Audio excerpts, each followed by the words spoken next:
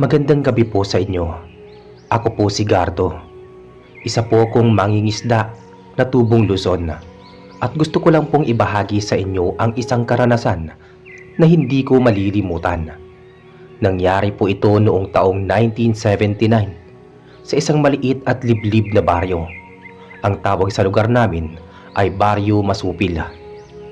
Isang tahimik na bayang nakaharap mismo sa dagat. Pero sa kabila ng ganda at yaman ng dagat, may itinatagong hiwaga at sumpa. Noong mga panahong yon, simpleng buhay lang ang meron kami. Halos lahat ng tao, mangingisda. Umaga pa lang, naghahanda na ng lambat, tapos gabi na, nasa dagat pa rin. Umaasang makahuli ng sapat para sa pamilya. Isa sa mga kakilala ko noon sina Marian at ang asawa niyang si Carlos. Meron din silang matalik na kaibigan na si Edward at pinsan ni Marian na si Carla, na madalas ding tumutulong sa kanila sa paghahanda ng mga huli sa isda. Mabubuting tao sila, pero isang gabi, nagbago ang lahat. Nagsimula ang lahat isang gabi ng Hulyo. Malakas ang alon at halos walang pumalaot sa dagat. Pero si Carlos, matigas ang ulo. Sayang ang gabi. Kapag ganitong malakas ang hampas ng hangin, lumalapit ang mga isda sa pangpang. Mas maraming huli. Sabi niya. Carlos, huwag muna, masama ang panahon. Sabi naman ni Marian habang hawak-hawak ang kamay ng anak nilang si Junjun. Baka delikado. Umiti lang si Carlos. Sandali lang tumahala. 3 oras lang ako. Kasama ko si Edward. Babalik din kami bago maghating gabi. Wala nang nagawa si Marian kundi pagdasal na ligtas ang asawa. Kasama ni Carlos si Edward at tumulak silang dalawa gamit ang maliit nilang bangka. Madilim ang langit, walang buwan at tanging liwanag ng lampara ang gabay nila. Habang lumalayo sila sa pampang, naririnig nila ang tila mga awit na galing sa ilalim ng dagat. Mahina pero malinaw, parang boses ng babae. Pare, narinig mo ba yun? Tanong ni Edward. Ang alin? Yung parang may umaawit parang babae. Napatingin din si Carlos. Sa una akala niya hangin lang o hampas ng alon, pero maya-maya lumakas ang boses. Malambing, malungkot, parang nangaakit. Nagkatinginan silang dalawa. Baka sirena pare. Biro ni Edward, pero halata sa boses ang kaba. Huwag kang magbiro ng ganyan. Huwag mong pansinin yan. Sagot ni Carlos, sabay hagis ng lambat. Lumipas ang ilang sandali, napansin nilang biglang gumanda ang huli nila. Sunod-sunod ang malalaking isda, hindi pangkaraniwan. Ayos to pare, sigaw ni Carlos. Bihira tong ganito ah. Dagdag pa niya. Ngunit biglang lumakas ang hangin. Umalon ng malaki, tila may humila sa ilalim ng bangka. Pare, may humahatak, sigaw ni Edward. Hinila nila pareho ang lambat, pero parang may nakakapit mula sa ilalim. Paglingon ni Carlos sa tubig, nakita niya ang anino ng isang babae. Mahaba ang buhok, kumikislap ang balat sa ilalim. Nakangiti ito, malamig ang tingin, at sa kamay nito nakapulupot ang bahagi ng lambat. Napatigil si Carlos. Diyos ko! Pare, bitawan mo na! Sigaw ni Edward, pero bago pa siya makagalaw, biglang humampas ang malaking alon. Napasubsob sila pareho. Nang magkamalay si Carlos, mag-isa na lang siya sa bangka. Wala na si Edward. Edward, pare! Sigaw niya, pero tanging alon lang ang sagot. Sa di kalayuan, may aninong lubulubog at lumilitaw. Babaeng nakangiti, may buntot na kumikislap sa ilalim ng tubig. Kinabukasan, natagpo ang palutang-lutang si Edward sa may dalampasigan. Wala nang buhay. May mga bakas na parang kalmot sa dibdib at tila kinagat sa leeg. Takot na takot si Marian nang makita si Carlos na halos wala sa kanyang sarili. "Anong nangyari?" tanong niya habang niyayakap ang asawa. "May nakita akong babae sa dagat. Sirena siya. Siya yung kumuha kay Edward." Hindi na nagsalita si Carlos kinagabihan. Tahimik lang. Pero kinabukasan muli, napansin ni Marian na parang nag-iba ang ugali ng asawa. Hindi na ito natatakot sa dagat kahit malakas ang hangin. Lagi rin itong nawawala sa gabi at pag-uwi may dalang maraming isda. Minsan pati mga huling hindi pangkaraniwan. Malalaki, mamahalin, na para bang galing sa ibang lugar. "Ang dami mong huli, Carlos. Bihira tong ganito ah," sabi niya. Ngumiti ng bahagya si Carlos. "Biyaya ng dagat." Ngunit napansin ni Marian tuwing makakakita si Carlos ng tubig sa may balde, poso o kahit ulan, laging napapatitig ito. Parang may tinig na naririnig. Lumipas ang mga linggo at unti-unting gumanda ang buhay nila. Nakatayo na ang bagong bahay, may bagong bangka at pati mga gamit, puro bago. Pero sa kabila ng lahat, ramdam ni Marian na may mali. Tuwing gabi naririnig niyang bumabangon si Carlos at lumalabas. Minsan sinusundan niya ito hanggang dalampasigan. Isang gabi nasundan niya hanggang sa may batuhan at doon nakita niya si Carlos nakatayo sa tabi ng dagat at sa harap nito may babaeng nakalubog sa tubig hanggang bewang. Mahaba ang buhok, kumikislap sa ilaw ng buwan. Si Marian halos hindi makahinga. Ang babae ay isang sirena. "Carlos?" Mahina niyang tawag pero hindi siya napansin. Narinig niya ang boses ng sirena, malamig at parang may lambing. "Ang pangako mo, huwag mong kalilimutan. Biyaya kapalit ng isang buhay." Tapos na. Kinuha mo na si Edward, di ba?" sabi ni Carlos. Ngumiti ang sirena. "Hindi lang siya ang kapalit. Bawat biyayang ipinibigay ko, may kabayaran. Handa ka na ba?" sabi ng sirena. Napatigil si Marian. Nanginginig ang tuhod. Bago pa siya makagalaw, biglang lumingon ang sirena. Tila alam nitong may nakamasida. Ang mga mata nito ay kumislap sa dilima. Tumalon si Marian pabalik. Tumakbo pa uwi habang humahalo sa hangin ang tinig ng sirena, isang awitin ng panganib. Simula noon, nagsimula ang sunod-sunod na trahedya sa baryo. Kada buwan, may nawawalang tao.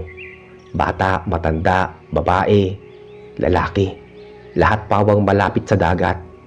At tuwing may nawawala, si Carlos ay laging wala sa bahay. "Carlos, ano bang ginagawa mo tuwing gabi?" tanong ni Marian minsan. Nanginginig ang boses. "Tinutulungan ko lang ang dagat para patuloy tayong biyayaan," sagot niya. Malamig ang tono. "Biyaya o sumpa? Ibalik mo kung ano mang kasunduan yan," sabi ni Marian. Tumahimik si Carlos, pero ang mga mata nito ay tila iba na. Paputla, malamig, parang wala ng kaluluwa. Habang lumalalim ang gabi, naramdaman ni Marian ang kakaibang lamig sa paligid.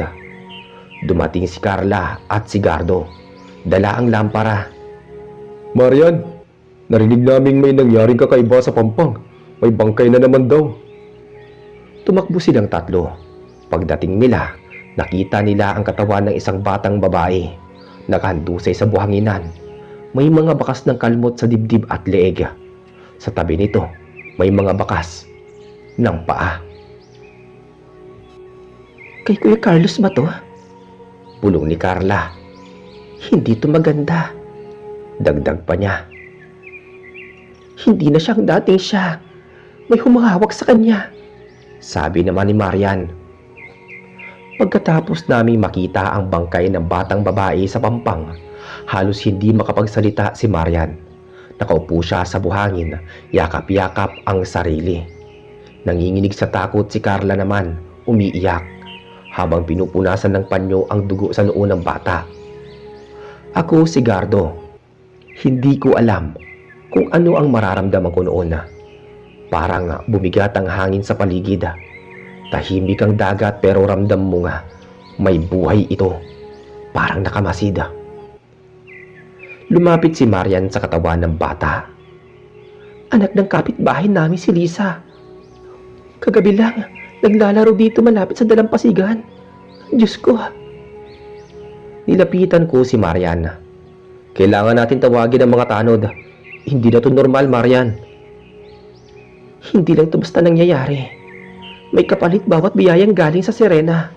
Alam ko lang ngayon. Sabi niya habang nakatingin sa dagat. Pagbalik namin sa baryo, halos lahat ng tao nagkagulo. Si Kapitan Tomas ang pumunta mismo sa pampang. Lahat nagdadasal pero halata ang takot sa mukha nila. May ilan nang nagbabalak lumipat ng ibang baryo. Gardo, baka may kinalaman si Kuya Carlos dito. Narinig mo rin ba kanina? Di ba? Yung mga bakas ng paa, pareho sa tsinelas niya. Sabi ni Carla habang naglalakad kami pauwi. Alam kong mahirap paniwalaan. Pero kung totoo ngang may kasunduan siya sa Serena, baka hindi na siyang dating Carlos. Pagdating namin sa bahay nila Marian, madilim ang paligid. Tahimik pero sa loob ng bahay, may aninong gumagalaw. Maingat namin binuksan ang pinto. Nakita namin si Carlos. Nakaupo sa gilid ng papag. Nakatingin sa dingding, basang-basa ang damit niya. At sa paanan niya, may nakakalat na mga alon ng buhangin at mga butil ng asina. Carlos, saan ka galing? Mahina ang boses ni Maria na nagtanong. Tumingin si Carlos pero parang walang nakikita. May dinala akong huli. Tignan niyo sa labas. Lumabas kami ni Carla. Nasa gilid ng bahay, may malaking lambat.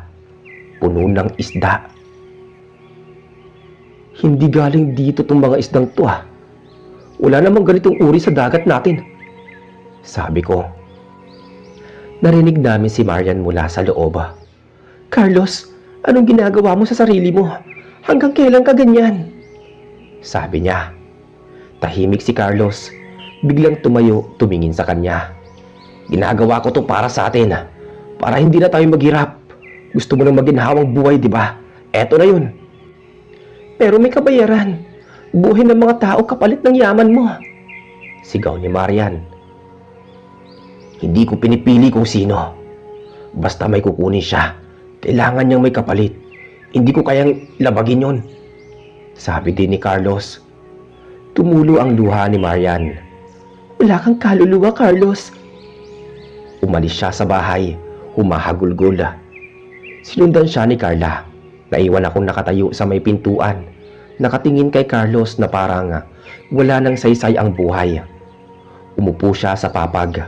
Kinuha ang isa sa mga isda at dahan-dahang nilagay sa timba. Habang ginagawa niya yon, nakita ko sa braso niya may bakas na parang kaliskis. Kumikinang sa ilaw ng lampara. Hindi ko na kinaya. Lumabas ako ng bahay. Kinabukasan, nagdesisyon si Kapitan Tomas na magpatawag ng pagpupulong sa barangay hall. Nandoon halos lahat ng taga-baryo. Lahat takot. Lahat may kanya-kanyang kwento. May mga nakaririnig daw ng awit sa gabi. May nakita daw na liwanag sa gitna ng dagat at may mga asong umiiyak tuwing hating gabi. Tumayo si Marian sa gitna ng pagpupulong. Hindi ko alam kung maniniwala kayo pero may sirena sa dagat natin. Si Carlos ang asawa ko. May kasunduan sa kanya. Sabi ni Marian. Nagbulungan ang mga tao. Tumayo si Mang Eli, matandang mangingisda. Hindi ako nagtataka. Noon pa, may naririnig na akong kwento tungkol sa sirenang yan. Biyaya daw ng dagat pero may hinihinging buhay. Pag tinanggihan mo, ikaw ang kukunin. Paano natin siya mapapatigil? Tanong ni Carla. May isang paraan. Kailangan putulin ang kasunduan pero delikado yon. Dapat harapin mismo ng tao may kasunduan ang Serena at bitawan ang pangako niya. Sagot ni Mang Eli. Paano kung ayaw niya? Tanong ni Marian. Pag ayaw, pareho silang mamamatay. Tahimik ang lahat. Kinagabihan, hindi mapakali si Marian. Gusto niyang matapos ang lahat kahit ikapahamak pa niya. Nagpasya siyang pumunta kay Carlos sa may dalampasigan. Sumama ko pati si Carla. Pagdating namin, nakaupo si Carlos sa bato. Nakatingin sa dagat. Malamig ang hangin noon. Walang buwan. Pero sa gitna ng karimlan, may kumikislap na liwanag sa tubig. Parang katawan ng babae. Carlos, tapusin mo na to! Sigaw ni Marian. Ngumiti si Carlos. Hindi ko na kaya, Marian. Hindi ko na siya kayang labanan. Kailangan ko siya. Lumitaw ang Serena. Dahan-dahang umahon sa dagat. Maganda pero nakakatakot. Mahaba ang buhok. Kumikislap sa asin ng tubig. Ang mga mata niya kulay asul na parang yelo. Carlos, sumama ka na sa akin. Walang gutom, walang hirap sa ilalim ng dagat. Sabi ng Serena. Hindi, wala kang karapatang kunin siya. Sigaw ni Marian. Ngumiti ang Serena. Bakit? Siya mismo ang pumayag. Siya ang tumawag sa akin nang gabing halos mamatay siya sa gitna ng alon. Ako ang nagligtas sa kanya at ito ang kabayaran. Sabi ng Serena. Hindi mo siya iniligtas. Niloko mo siya. Biglang tumama ang hangin. Umalon ng malakas. Tila galit ang dagat. Lumapit ang Serena kay Carlos. Hinawakan ang kamay nito. Halika na, Carlos. Babalik tayo sa ilalim. Doon mo makikita ang tunay na biyaya. Umiyak si Marian. Carlos, pakiusap. Piliin mo kami. Piliin mo ako. Nakatingin si Carlos sa kanya. Mahal kita, Marian. Pero huli na ang lahat. Hinila siya ng Serena. Tumalon sila sa tubig. Sumigaw si Marian at tumakbo palapit. Pero hinila ko siya. Wag, baka ikaw naman ang kunin. Sumigaw siya ng malakas pero nilamon na ng alon ang boses niya. Kinabukasan, hindi na nakita si Carlos. May mga nagsasabi nga, nakita nila ang bangkay nito sa ilalim ng batuhan. Pero nang sumisid si Mang Eli at kasama niya, wala silang nakita. Tanging mga kaliskis at bakas ng dugo lang. Lumipas ang mga araw, tahimik na muli ang dagat, pero walang gustong pumalaot. Natakot ang lahat hanggang isang gabi. Habang nasa bahay kami ni Marian, narinig namin ang awit. Mahina pero malinaw. Parang tinig ng babae mula sa malayo. Yung tinig ng Serena. Hahanapin niya ako. Sabi ni Marian. Nakatingin sa bintana. Kailangan nating umalis dito. Pumunta tayo sa bayan. Sa kapatid mo. Umiling siya. Hindi ako aalis hanggat hindi ko alam kung nasaan si Carlos. Sabi ni Marian. Pagkalipas ng 3 gabi, bumalik kami ni Carla sa dalampasigan para hanapin si Marian. Ayon kay Mang Eli, hindi na raw ito umuwi mula ng gabi ng bagyo. Nag-alala kami. Nasa tabi ng dagat ang bahay nila. Madilim at tahimik. Pumasok kami sa loob. Walang tao. Pero sa ibabaw ng mesa, may nakita kami. Nakalagay doon na nakasulat, huwag daw kami mag-alala. Susundan niya daw ang kanyang asawa at kailangan niyang tapusin ang sumpa. Tumakbo kami palabas. Pumunta kami sa pampang. Sa may bato nakita namin nakahubad ang tsinelas ni Marian. Sa buhanginan, may bakas ng paa papunta sa tubig. Pero sa bandang dulo, naglaho ang mga yapak. Diyos ko, baka kinuha na rin siya, sabi ni Carla. Ilang saglit lang, may umalon mula sa dagat. Malakas parang may sumisisid. Sa ibabaw naman ng tubig, sandaling lumitaw ang dalawang anino, isang babae at lalaki. Magkayakap bago tuluyang naglaho sa ilalim. Mula noon, walang nakakita kina Carlos at Marian. Pero gabi-gabi, sa baryo, may naririnig pa ring awit mula sa dagat. At tuwing may umaawit, siguradong kinabukasan, may mababalitang nawawala. Sabi ng mga matatanda, biyaya raw ng dagat yun. Pero alam namin hindi na biyaya yun. Sumpa na. Lumipas ang ilang linggo matapos mawala si Marian at Carlos. Tahimik ang baryo, pero ang takot ng mga tao lalo lang tumindi. Wala nang gustong pumalahot sa dagat. Ang mga bangka iniwan sa buhanginan. Ang mga lambat pinatuyo sa bakuran at hindi na ginamit. Tuwing dapit hapon, lahat ng tao nagkukulong sa bahay. Ang mga bata hindi na pinapayagang maglaro sa tabing dagat. Ako naman, halos gabi-gabi hindi makatulog, lalo kapag bumubuhos ang ulan at humahampas ang hangin mula sa laot. Kasi sa gitna ng kulog, naririnig ko pa rin ang awit. Yung tinig ng babae, parang si Marian. Minsan hindi, minsan malambing, minsan galit. Minsan tinatawag ang pangalan ko. Isang gabi, habang umuulan ng mahina, kumatok si Carla sa pintuan ng bahay ko. "Gardo, tulungan mo ko. May naririnig akong boses mula sa dagat." Binuksan ko kagad ang pinto. Basa siya ng ulan. "Anong boses?" "Boses ni Ate Marian. Gabi-gabi ko na itong naririnig simula noong isang linggo." "Carla, baka iniisip mo lang yan. Hindi si Marian yon. Huwag mo nang pansinin." "Narinig ko talaga, Gardo. Minsan pati pangalan mo tinatawag eh. Sabi niya, 'Gardo, tulungan mo kami.' Ganon. Hindi tugulog yun eh." Tumigil ako sandali. Ang lamig ng hangin, may halong alat. Parang may amoy ng dagat kahit malayo pa kami sa Pampanga. "Kung ganon, puntahan natin ngayon," sabi ko. "Ngayon? Gabi na, delikado." Gulat niyang sagot. "Mas delikado kung maghihintay pa tayo. Baka kailangan talaga nila ng tulong." Dagdag ko pa. Lumabas kami ni Carla. Dala namin ng gaserang lampara at ang lumang rosaryo ni Mang Eli. Habang naglalakad kami papunta sa dalampasigan, lumalakas ang hampas ng alon. Ang hangin, malamig at mabigat. Sa malayo kumikislap ang kidlat. At sandaling sumilip ang dagat na parang naglalaro ang mga anino sa ibabaw. Paglapit namin sa Pampanga, tumigil kami pareho. May liwanag sa may gitna ng tubig. Parang apoy na sumasayaw sa ibabaw ng alon. "Gardo, yun yung sinasabi ko. Lagi yung lumilitaw kapag naririnig ko ang boses ni ate." Tumingin ako sa kanya.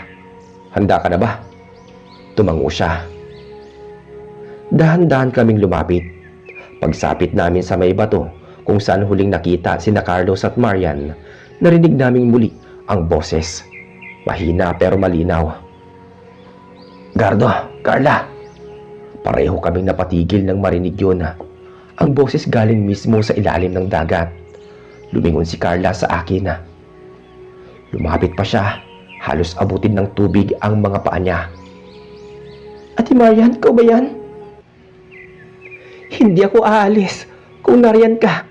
Magpakita ka," sabi ni Carla. Sumunod na saglit, may malakas na hampas ng alon. Natumba si Carla. Muntik ng matangay pero nahawakan ko siya kaagad. "Carla, huwag kang lalapit." Biglang may lumitaw sa tubig. Anino ng babae. Mahaba ang buhok. Kumikislap sa ilaw ng kidlat. Pero nang makita ko ng malinaw, hindi na yun si Marian. Ang balat niya maputla, halos kulay abo. At sa mata niya, may kumikislap na asula. Ang kalahati ng katawan niya, parang isda. Sa kamay niya may hawak na lambat na parang ginto. "Serena!" Bulong ko. Ngumiti ito. "Bumalik kayo. Naghihintay siya sa ilalim," sabi ng Serena. sabay turo sa ilalim ng dagat. "Carla, takbo!" Sigaw ko, pero bago siya makagalaw, umikot ang tubig sa paligid namin. Parang may umiikot na pwersa mula sa ilalim. Hinila ko siya papalayo.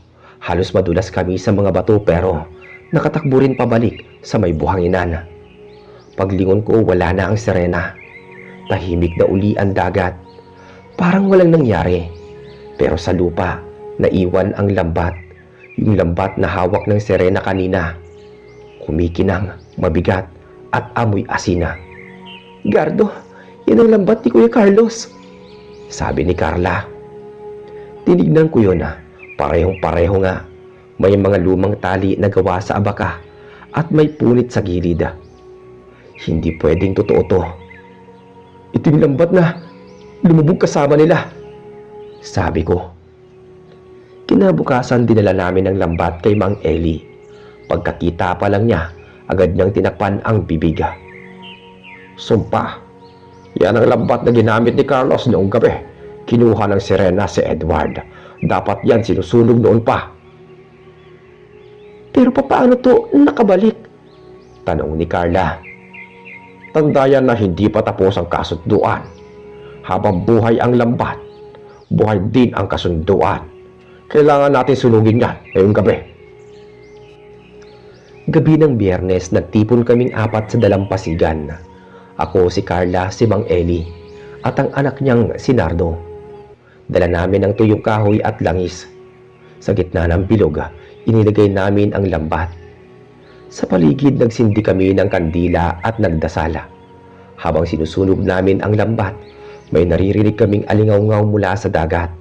Isang awitin na pamilyar. Boses ng babae, galit at malungkot. Biglang lumakas ang hangin at ang apoy nagliyab ng mas mataas. "Tuloy lang kayo sa dasal," sigaw ni Mang Eli. Niyakap ni Carla ang rosaryo. "Ate, kung nandiriyan ka, patawarin mo kami." Sumabog ang apoy. Nasilaw kami. Nang tumigil ang hangin, abo na ang natira. Tahimik ang paligid. Akala namin tapos na, pero sa gitna ng abo, naiwan ang isang maliit na perlas na kumikislap.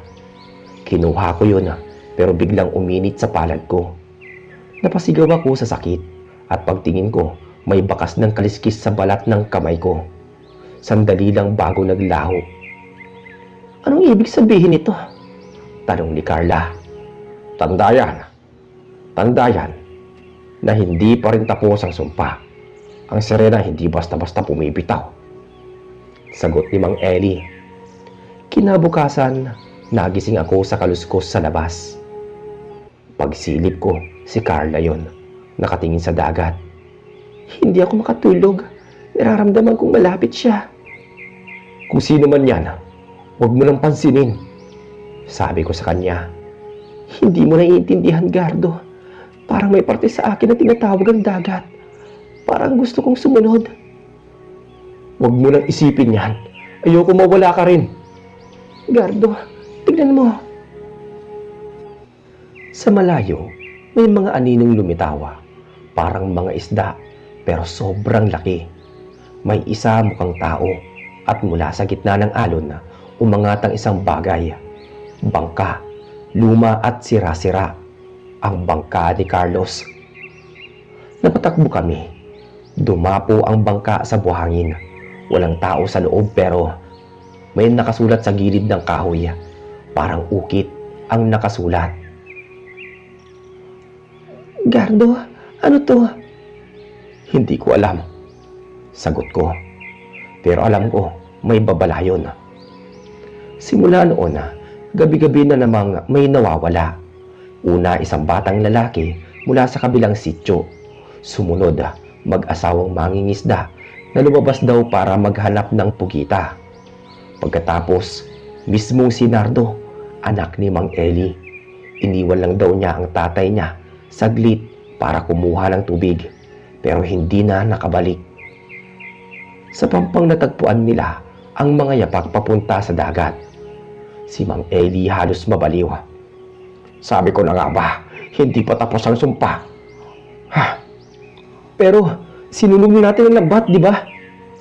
May bahagi pa ng lambat na hindi natupok. Baka nasa ilalim ng dagat. Baka hawak pa rin ng sirena. Ilang araw kaming walang tulog. Lahat ng bahay sa baryo naglagay ng asin sa bintana, bawang sa pintuan at krus sa pinto. Pero kahit ganun, gabi-gabi naririnig pa rin ng awit. Minsan may kumakatok, minsan may humahampas sa padera. Pero pag sumilip ka, wala naman. Hanggang isang gabi, biglang tumahimik ang dagat. Walang hangin, walang alon. Ang mga aso tahimik. Sabi ni Carla, parang bago magbagyo. Lumabas ako, dala ang lampara. Pagtingin ko sa tubig, may nakalutang na anino na naman. Babae nakadamit ng puti, mahaba ang buhok. Akala ko multo, pero nang lumapit, nakita ko ang muka. Si Marian. Marian? Ngumiti siya. Gardo? Diyos ko, buhay ka! Hindi na, pero hindi rin ako patay. Hinawakan niya ako. Ang alin ng sirena, hinawakan ka? Tumango siya. Kailangan mo akong tulungan. Bitawan mong perlas. Ibabalik ko siya. Anong ibig mong sabihin? Tanggalin mo ang sumpa. Ibabalik ko ang lahat pero kapalit ako. Hindi pwede. Hindi mo kailangan magsakripisyo. Wala nang iba. Sabihin mo kay Carla, huwag na siyang bumalik dito. Bago pa ako makasagot, hinila siya ng alon. Lumubog siya sa ilalim. Naiwan ako sa buhangin, nanginginig. Sa kamay ko biglang kumislap ulit ang perlas. Pero ngayon, kulay pula na. Kinabukasan, nakita kong nag-iba ang dagat. Hindi na maitim at malalim. Maliwanag na, parang normal. Pero sa bawat hampas ng alon, may kasabay na tinig. Tinig ni Marian, kumakanta ng huling awitin. Simula noon huminto na ang mga pagkawala. Tahimik na ulit ang baryo. Bumalik na sa pangingisda ang mga tao. Pero walang lumalapit sa bahagi ng dagat kung saan nawala sina Marian at Carlos. Si Carla, lumipat na sa Maynila. Si Mang Eli, lumipat makalipas ang isang taon na. Ako na nanatili rito. Araw-araw tinitignan ko ang dagat at sa bawat agos, parang naririnig ko pa rin ang huling salita ni Marian na nagsasabing ang biyaya ng dagat may kapalit.